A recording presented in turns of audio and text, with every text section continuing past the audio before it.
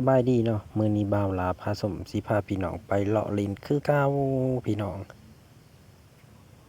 เฮาสิไปบ้านใดนั่นติดตามเบิ่งนำกันพี่น้อง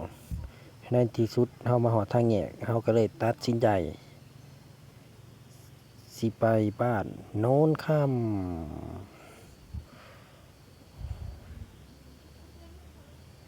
บ้านโน้นค่ำ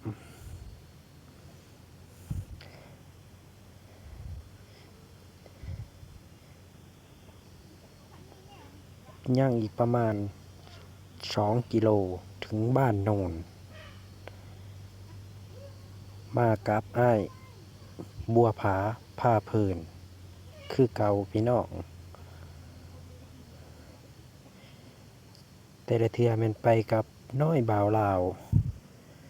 ช่วงนี้เปลี่ยนคนขับรถมากับบัวผาพาเพลิน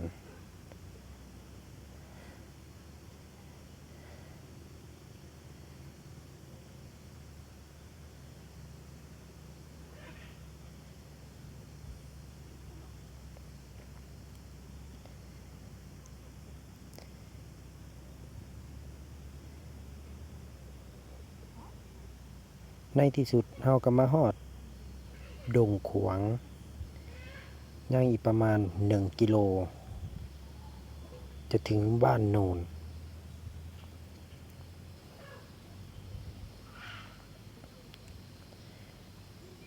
ห่างจากดงลงไปจะเป็นทุ่งนาของชาวบ้านโนน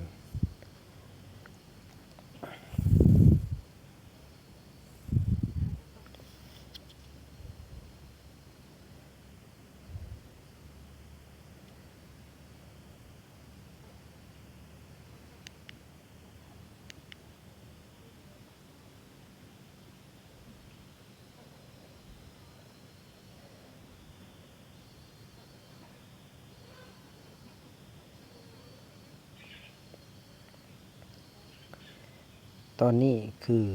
สวนมันของบ้านบัวลพาและบ้านโนน2ภาคทาง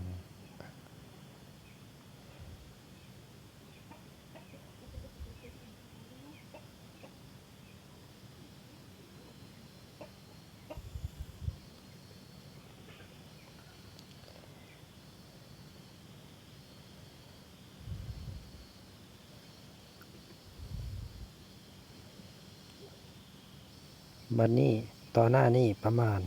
30เมตรจะเป็นทางแยกทาง2แยกไปสู่แม่นบ้านคำเท่าถ้าสิไปบ้านโนนต้องเลี้ยวซ้าย Let's go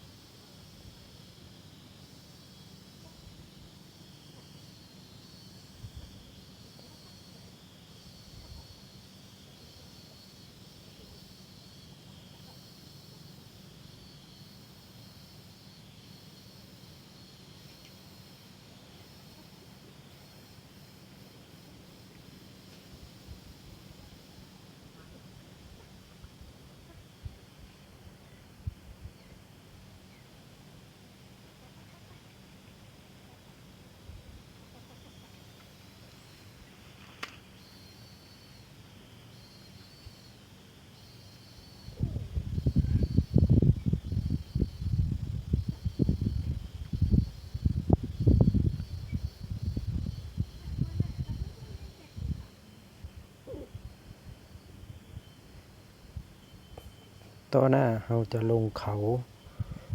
เป็นทุ่งนาของชาวบ้านโนน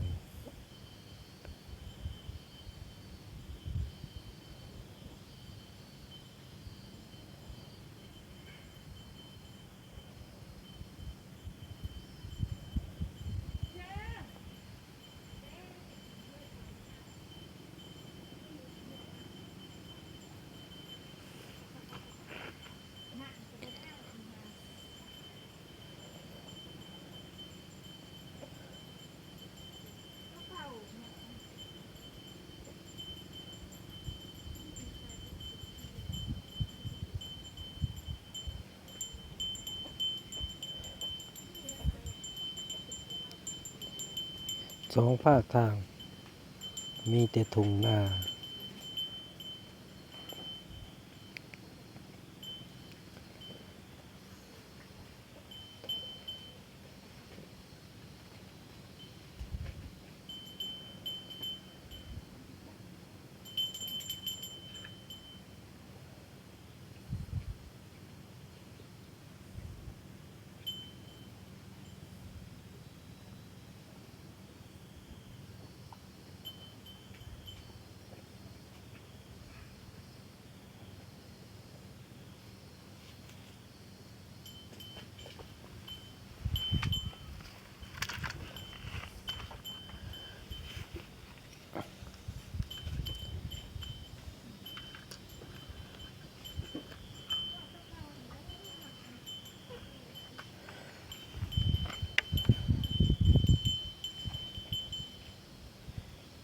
อีกต่อหน้าประมาณ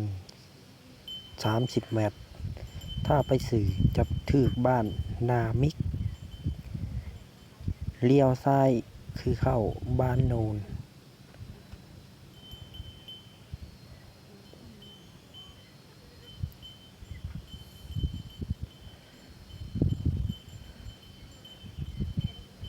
ในที่สุดตอนนี้เฮาก็ฮอดบ้านโนนแล้ว